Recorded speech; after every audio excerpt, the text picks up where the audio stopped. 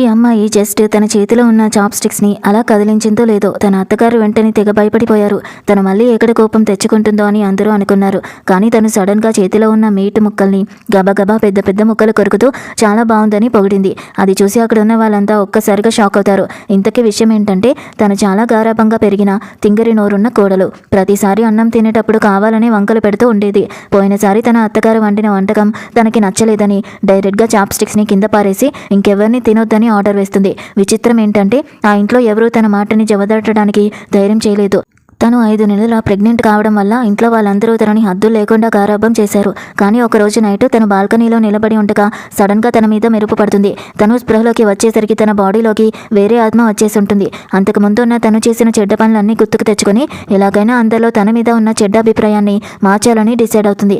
అలా తను మెట్లు దిగి కిందకి రాగానే తన మామగారు అత్తగారు దొంగతనంగా స్టిక్స్ తింటూ కనిపిస్తారు. తను సీరియస్ లుక్ చూసి నైట్ 9 గంటల తర్వాత ఇంట్లో ఎవరు ఏమీ తినకూడదని రూల్ పెట్టినందుకు తను కోపంగా ఉందేమో అని అత్తగారు అనుకుంటారు. తనని కూల్ చేయడానికి తన అత్తమామలు తొక్క తీసిన ఫ్రూట్స్ తెచ్చి తనకిస్తారు. తను ఎక్కడ గొడవ చేస్తుందో అని భయపడతారు. కానీ తను ఆ ఫ్రూట్స్ని సాఫ్ట్గా తీసుకుని వాళ్ళని జాగ్రత్తగా ఉండమని కూడా చెప్తుంది. దాంతో తన అత్తగారు తెగ హ్యాపీగా ఫీల్ అయ్యి తనకి $1 మిలియన్ ఉన్న ఒక బ్యాంక్ కార్డ్ని ఇస్తారు. ఇది చూశాక ఎలాగైనా ఒక మంచి కోడలిగా మారాలని తను ఇంకా గట్టిగా డిసైడ్ అవుతుంది. రూమ్కి వెళ్ళాక ఫ్యామిలీ దృష్టిలో తన ఇమేజ్ మార్చడానికి ఒక ప్లాన్ వేసుకుంటుంది. అందులో ఫస్ట్ స్టెప్ అందరి కోసం టేబుల్ నిండా వంటలు చేసి పెట్టడం.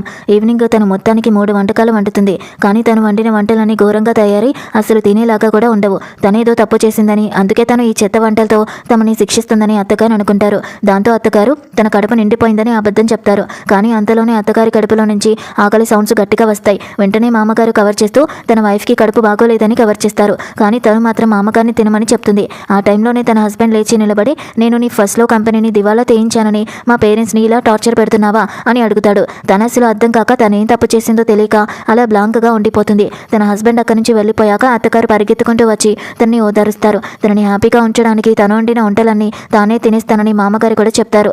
అత్తమామలు ఇద్దరూ తను చేసిన చికెన్ వింగ్స్ని బలవంతంగానైనా తినడానికి రెడీ అవుతున్న టైంలో తను ఎలాగైనా ఈ విషయాన్ని తన హస్బెండ్కి ఎక్స్ప్లెయిన్ చేయాలని డిసైడ్ అవుతుంది.